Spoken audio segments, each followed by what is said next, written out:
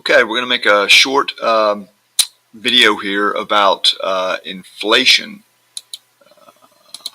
And this is a picture of inflation during my lifetime. It's been pretty insignificant, except for, you'll notice, the 1970s. And then it was brought under control by a Federal Reserve chairman named Paul Volcker. We'll talk more about that later. But ever since then, inflation has been very moderate, and over the last 6-7 years since the Great Recession, it's been almost non-existent. There are two types of inflation. There is demand pull inflation. This is caused by excess demand, too much money chasing too few goods. This is a boom situation where everybody wants to buy stuff, and there's just not enough stuff out there, lots of money in the system, and that's driving prices up. That's demand pull inflation. Cost push inflation is different. This is caused by an increase in production cost. Cost of inputs is rising, so sellers have to raise cost. Not something driven by consumers, but rather by sellers. The supply shocks of the 1970s, the oil crises, were a good example. Remember that energy is an input in virtually everything, so the high cost of energy in the 1970s was one of the causes of the high inflation of the 1970s. When you're in inflation, it's sometimes difficult to tell whether it's demand pull or cost push. Now, inflation has an effect of redistributing income, and the reason for this is nominal income and real income aren't the same thing. We discussed this with nominal versus real GDP. Nominal income is the number of dollars received, as wages, rents, interest, or profits, the amount of the dollars. Real income is income adjusted for inflation. It's how much those dollars can buy. This, of course, varies over time. That's what inflation is. For example, in 1931, big news story, Babe Ruth received a new salary of $80,000. No athlete had ever been paid anything like that amount of money, and the President of the United States only made $75,000 in 1931. That also was unprecedented. The sports figure had surpassed the President. Scandalous kind of thing. Well, now, how much was that $80,000? We know intuitively that $80,000 was worth a lot more in 1931 dollars. It would go a lot further than it would today. How much further?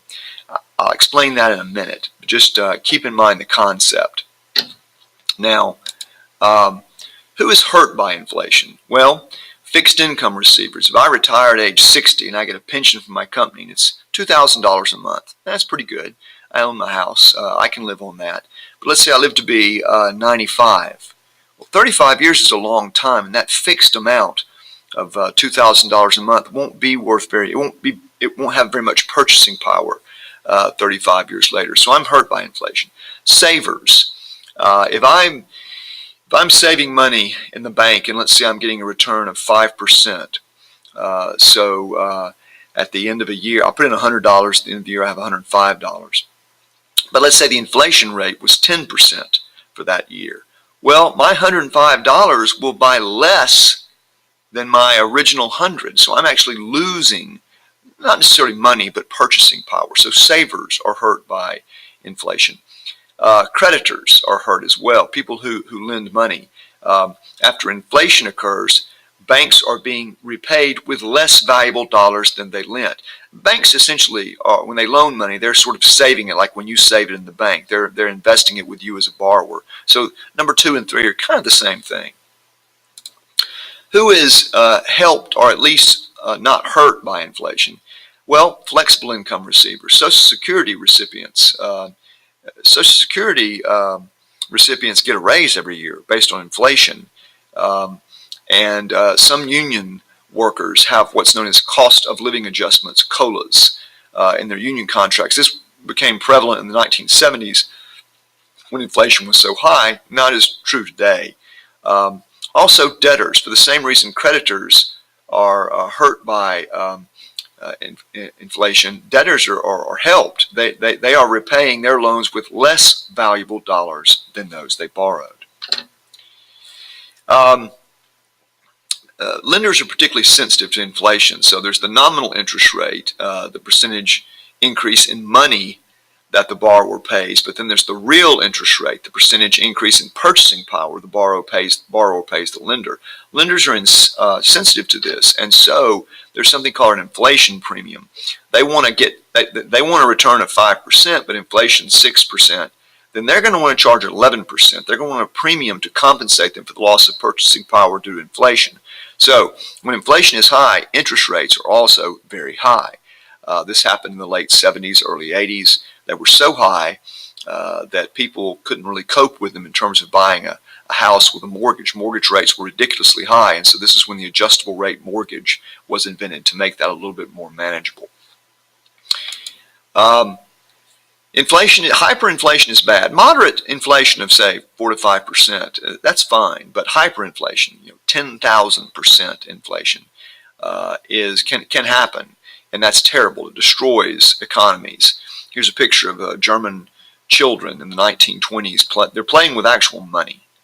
The Weimar Republic in the 1920s, Germany had a hyperinflation. Long story, but they had a hyperinflation situation where that amount of money probably could not buy that amount of blocks to play with. So why not just play with them? That amount of money probably could produce more heat by just burning it than burning the amount of wood that amount of money would buy.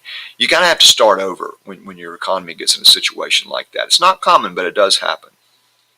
Having said that, deflation, a general decline in the price level, is actually even worse. This was the essential problem of the Great Depression. It's what I call the deflationary death spiral. Prices go down, and as you know, suppliers sell less when prices go down, so they lay workers off. That decreases income further. It reduces demand even further, and so prices go down further, and suppliers lay off more workers. It's a terrible situation and very difficult to reverse.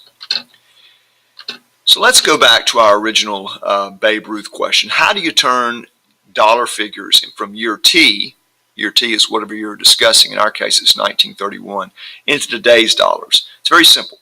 You take the amount of year T dollars, in our example $80,000, and you multiply that times a fraction with the price level today in the numerator, the price index, which I will always give you, and the price level in year T in the denominator. This example is from 2005. But that's close enough to make sense. The price level in 2005 was $195. 1931, only 15.2. This is the beginning of the Great Depression. Price levels were very low. So 195 over 15.2 is your fraction, times $80,000. Gives you a figure of $1,026,316. So that's how much Babe Ruth was making in 1931. So that makes more sense. That sounds more like a professional athlete's salary. However, we can now compare apples and apples. Do baseball players make more today or in 1931? Clearly today. In 2005, so Babe Ruth was being paid $1 million in real income, but the average New York Yankee in 2005 made $5.8 million, and the highest paid Yankee, which would be more comparable comparison with Babe Ruth, was A-Rod, of course, who made $26 million that year. So baseball players make more today, and that is how you convert dollar figures from year T into today's dollars. And I think that is all I want to say right now about inflation.